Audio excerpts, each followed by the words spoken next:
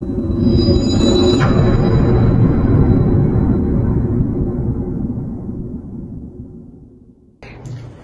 salam sejahtera untuk kita semua.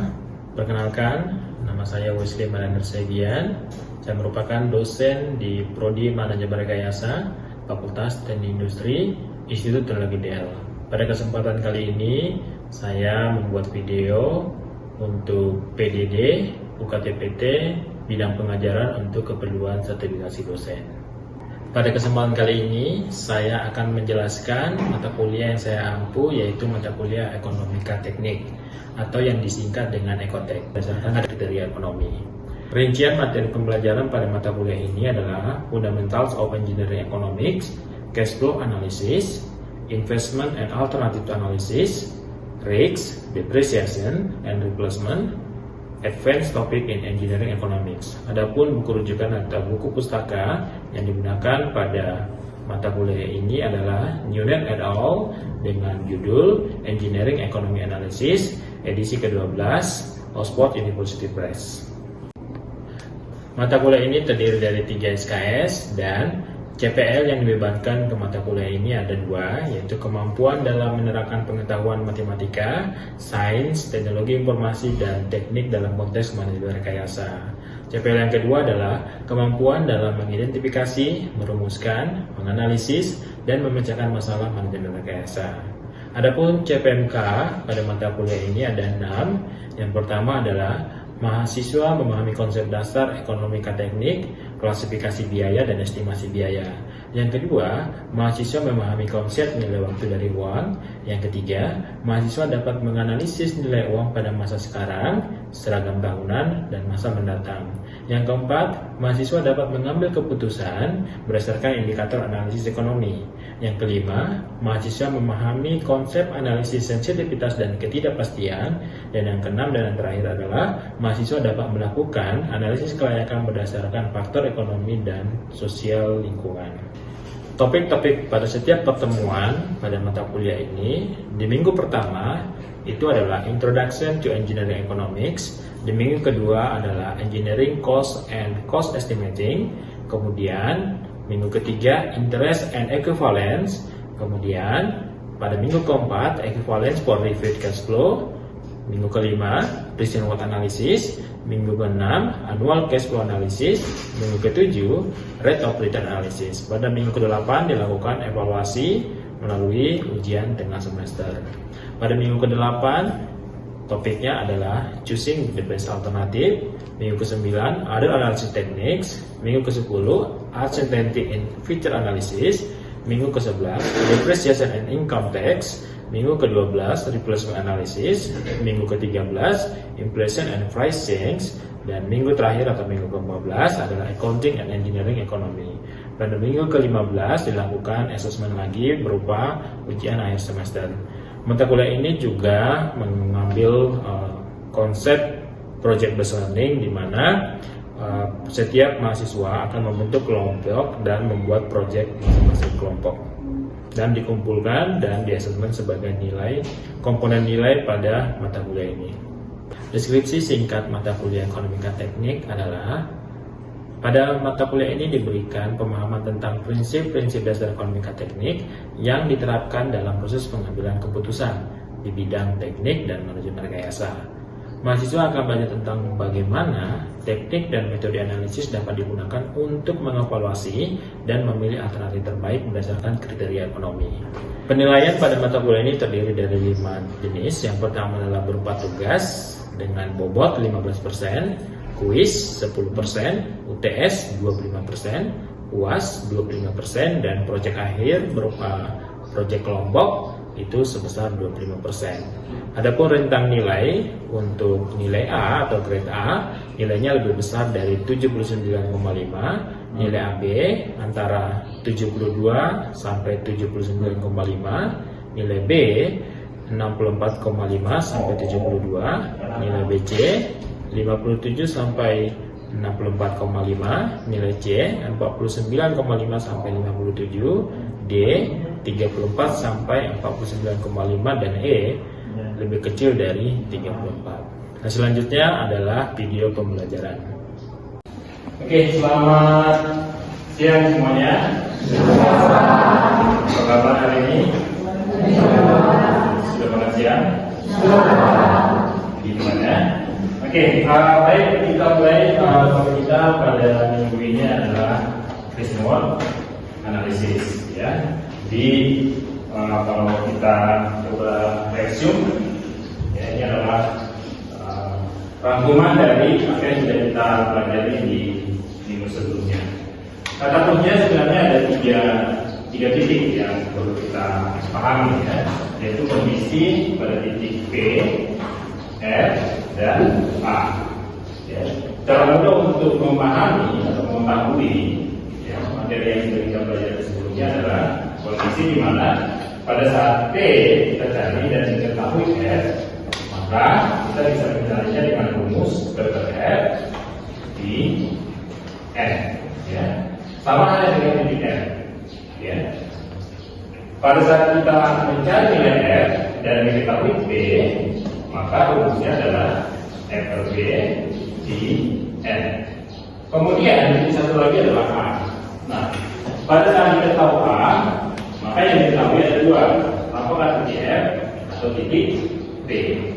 Pada saat diketahui adalah titik R, ya, maka rumusnya adalah A per R di N. Sedangkan kalau kita cari nilai A, ya, dan diketahui nilai B, maka rumusnya adalah A per B di N. Jadi ini disebut sebagai kompon interest factor. Kompon interest factor. Bagaimana cara kita untuk mengetahui nilai ini? Ya, maka kita akan punya alat yang namanya rumus. Jadi pada pertemuan sebelumnya kita sudah menggunakan rumus. Jadi rumus tersebut disederhanakan dengan beberapa simbol, ya, yang disebut dengan compounding interest factor. Sehingga kita lebih mudah untuk mencari kira-kira berapa nilai B, berapa nilai F, dan berapa nilai A. Nah, nilai B ini adalah nilai tulisan, ya, dan nilai F ini adalah nilai ujar atau nilai di masa mendatang. Sedangkan nilai A ini adalah nilai seragam tahunan, ya, annual uniform, seragam tahunan, ya. Nah, perbedaannya apa? Kalau titik P itu adalah titik sekarang. Nah, ini sebenarnya topik kita di minggu ini. Makanya topiknya adalah semua analisis atau analisis nilai sekarang. Nah, ada juga konsep yang namanya adalah analisis nilai di masa mendatang, ya, atau future world analysis. Nah, kemudian ada nilai seragam tahunan, ya. Nah, ini juga kita bisa lakukan analisis untuk mengetahui kira-kira dari semua arus kas yang kita miliki itu setara dengan berapa kalau kita seragamkan setiap tahunnya. Dia ada tiga titik sebenarnya. Jadi kalau dia diagram arus kas, ya masih ada diagram arus kas. Jadi kalau kita tarik, ya kira-kira sebuah proyek, ya, atau misalnya sebuah mesin, ya, dengan umur penggunaan tertentu, misalnya mesinnya kita beli tahun ke 0, oke. Kemudian umur penggunaannya misalnya 5 tahun, ya, 5 tahun, dan kita punya atau ada pengeluaran setiap tahunnya, kan? Kalau dia dalam arus kas, kalau dia pengeluaran arah panahnya ke bawah, kalau dia pemasukan arah panahnya ke atas. Misalnya ini adalah device A, ya, device A. Kita asumsikan dia nggak ada pendapatan, maka semua harus masuk ke bawah, ya. Yang pertama ada initial cost, kita beli alatnya, kita taruh ke 0, maka arah panahnya ke bawah. Kemudian ada pengeluaran rutin setiap tahunnya, nah itu disebut dengan nilai A, ya, pengeluaran rutin setiap tahunnya. Nah, kalau dia seragam, maka kita sebut sebagai nilai A. Tapi kalau dia tidak seragam, maka kita sebut dia nilai N. Maka nanti kalau dia ditanya 5 tahun, kalau dia pengeluaran di tahun pertama, maka kita relasikan sebagai F dan 1. Ya, kalau dia pengeluaran di tahun kedua, kita relasikan sebagai F 2. Artinya apa? Kalau dia F 1 adalah dan amanahnya ke bawah, itu adalah pengeluaran tahun mendatang, itu dari tahun 1 tahun ke depan. Kalau dia 2, itu adalah pengeluaran kita 2 tahun masa mendatang.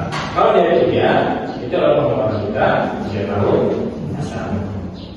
Nah, kalau dia seragam, kita hanya bisa cukup ya menyatakannya dengan nilai perbedaannya di situ ya. Jadi alokasi ada 3. Ini adalah nilai B tahun ke 0. Kemudian ada sejumlah pengeluaran ya dari tahun pertama sampai tahun ke-5 misalnya ya. Kalau di seragam maka kita bilang A. Tapi kalau dia berbeda maka kita bilang sebagai S1, S2, S3, S4, S5. Atau dia ada seragam dan ada misalnya nilai sisa. Jadi kalau kita nilai sisa itu tersampos, kita beli device-nya atau alatnya di tahun ke 0 dan dia masih laku setelah penggunaannya selesai. Nah, itu adalah sebenarnya sampos. Nah, biasanya sampos itu dia lakukannya ke atas ya. Kira-kira seperti itu ya, untuk penjabaran dari bersama itu. Kira-kira itu ya. Nah, ini dari tabelnya. Cara baca tabelnya juga cukup sederhana ya. Misalnya ya, kalau ada misalnya tadi di PSA ya, jika saya ini adalah misalnya harganya adalah $10.000 ya. Ingat, kalau dia pengeluaran di tahun lalu dari alatnya, maka dia ada nilai P kan gitu kan. Nah misalnya gitu ya, 10.000 gitu ya, kita ada pengeluaran. Nah 10.000 ini kita misalnya pinjam ya, pinjam dari bank misalnya ya, pinjam bank untuk beli device A. Kalau pinjam dari bank, maka akan ada misalnya pengenaan bunga. Nah itu disebut dengan nilai interest. Ya, misalnya bunganya berapa? Kebetulan di sini 5%, kita pakai bunganya 5%. Oke, 5%. Kira-kira masa pinjamannya berapa lama? Kita pinjam $10.000, bunganya 5%. Kira-kira masa pinjamannya berapa lama? Misalnya berapa? 5 tahun. Ya, maka kalau kita mau masukkan ke persamaan, dikasih tahu P, maka kita pengen tahu, ya, kira-kira berapa lama atau berapa jumlah yang harus kita bayarkan setiap tahunnya. Maka tentunya yang kita cari adalah nilai A, kan gitu ya, karena dia seragam. Oke, maka A sama dengan persamanya apa? P A per P I N. Ya, P-nya berapa? 10.000. Kemudian A per P, I-nya berapa? 5%. Kemudian I-nya berapa? 5. Jadi kalau kita cari di tabel, ya, jadi kita fokus ke I-nya dulu, ya, 5%. Kemudian kita ke N, ya, setelah kita cari N-nya berapa? 5. Baru kita lihat dia konsepnya apa? A per PK, F per PK, P per FK, atau A per R. Dan kebetulan yang mau kita jalan dia seragam tahunan. Dan konsepnya adalah A per P. Jadi I-nya 5%, konsepnya A per P, N-nya 5. Maka kelompok interest faktornya adalah 0,3. Jadi 10.000 kali 0,23 10. Maka setiap tahunnya yang harus kita bayarkan adalah $231. Ya, jadi kesimpulannya apa? Kalau kita pinjam $10.000 untuk membeli device A di tahun ke-0, maka setiap tahunnya kita akan membayarkan pokok dan bunganya sebesar $231 dengan bunga 5% dan periode pinjaman selama 5 tahun. Kira-kira bisa? Jadi itu mereview apa yang kita sudah pelajari pada pertemuan sebelumnya. Nah sebenarnya ini juga yang kita bahas pada pertemuan kita pada minggu ini, yaitu yang disebut dengan pertemuan analisis. Jadi kita fokus di sini, ya, analisis nilai sekarang. Ya, yang kita akan kita bahas pada minggu ini adalah fokus di sini, yaitu analisis nilai sekarang. Jadi semua harus kas, ya. kita tarik semuanya ke tahun penuh. Jadi misalnya ya, kita misalnya menjalankan proyek gitu ya. Proyeknya misalnya yang sederhana kita mau bikin usaha martabak misalnya, ya kan? Usaha martabak berapa modalnya? Kira-kira? Usaha martabak kira-kira modalnya berapa? Tergantung ukuran usahanya. Misalnya gerobak lah, kita mungkin bisa menggunakan estimasi. Capex dulu lah. Tahu yang capex ya? Capex kapital, tax, dan ya. Jadi pengeluaran tahun nol. Misalnya ini umumnya kita gunakan untuk belanja habis pakai, bukan belanja sebagai. Belanja sebagai itu biasanya OPEX. Belanja physical aset, ya belanja aset, ya. Contohnya apa? Gerobak. Kalau ini kompor, ya, terus lagi apa lagi? Ekspor, ya, dan lain-lain. Ya. Kira-kira estimasi untuk pembelian physical aset ini misalnya berapa? 10 juta ya? 10 juta. Ini adalah pengeluaran kita di tahun ke-0. Itu kita sebut dengan initial cost.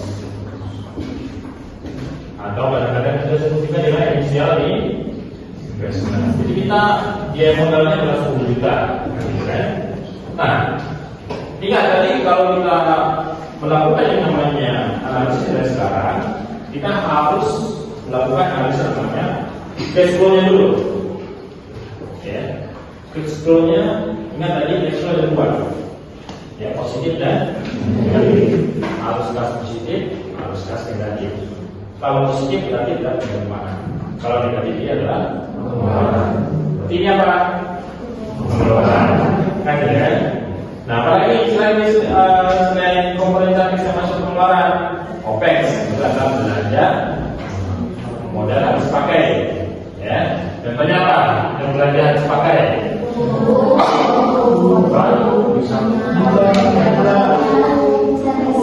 Kita sederhanakan dengan bahan baku. Ini yang paling kamu itu ya, ya. Ada tepung, ada gula, ada garam, minyak, ya kan? Dan lain-lain, ya. Kemudian apa lagi? Ya, topik termasuk bahan baku ya. Ya, mungkin yang bisa masuk ke dalam belanja habis pakai ini, ya bisa pemasaran gitu ya. Martabak sepertinya masuk pemasaran ya. Kemasan. Apalagi gas. Oke, ini masuk dari sebagai belanja habis. Nah, sebenarnya cara paling mudah untuk menghitung belanja habis pakai ini adalah kita lakukan yang namanya full costing.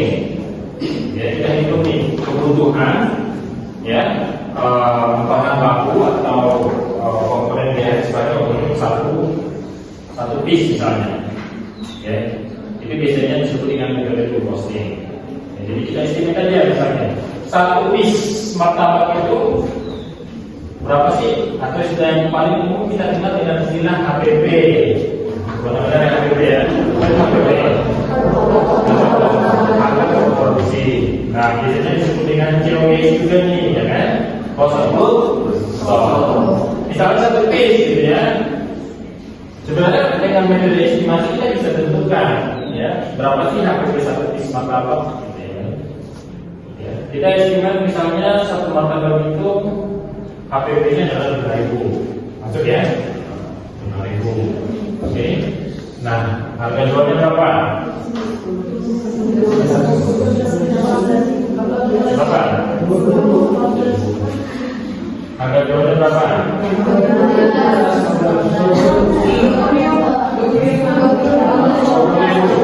Ini bukan jauh nih. 15.000 ya? 15. Oke. Tapi kalau dia 15.000, marginnya berapa tuh?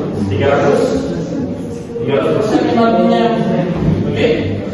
Tapi sorry, biasanya aku dari BPS itu marginnya 300% itu masih masuk. Jadi kalau dia kita masukkan ya, satu hari kira-kira berapa piece yang betul? 20. Oke, ada 20. Jadi 20 kali 15.000 berapa? Tidak? 300.000. Jadi omsetnya satu hari 300.000. Oke. Nah kalau dia misalnya ya 300.000 omset satu hari. Kalau dalam satu bulan kita buka 20 hari. Berarti dalam satu bulan kali 20. Maka omsetnya dalam satu hari satu bulan adalah 6 juta. Jadi kalau kita hitung 5 tahun, tahun ke 0, 1, 2, 3, 4, nah ini masih satu bulan ya, ya kan? Sorry, tadi ini ada 15, kita kurangi APP-nya 5.000, ya berarti 5.000 kali 20, ini berapa? Kali 20, gitu ya, berarti berapa? 2 juta ya. Maka keuntungannya profitnya adalah 4 juta. Oke. Kemudian kalau kita kalikan 12 itu bulan ya. 12 maka 1 tahun 48 juta. Oke. Jadi kalau kita masukkan kalau tadi berapa? Ini cash flow ya. Cash flow-nya jadi minus 10 juta. Kemudian tahun pertama 48 juta, langsung balik modal. Nah, jadi kan 48 juta.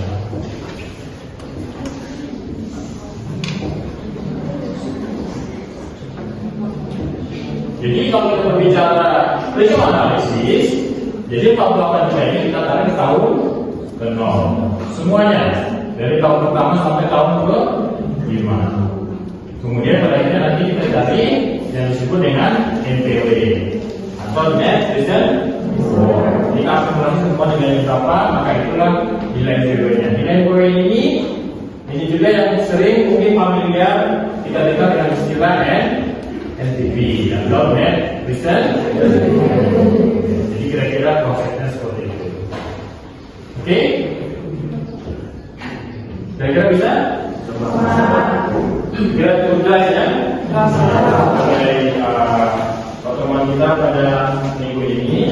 Silakan nanti setiap kelompok itu membuat sebuah case study ya, bebas ya, topiknya apa, kemudian nanti dihitung berapa nilai NPV. Pertama kita dulu berapa asalnya setiap tahun selama 5 tahun, kemudian dihitung berapa nilai NPV atau NPV. Oke, kita terima kasih, selamat siang semuanya.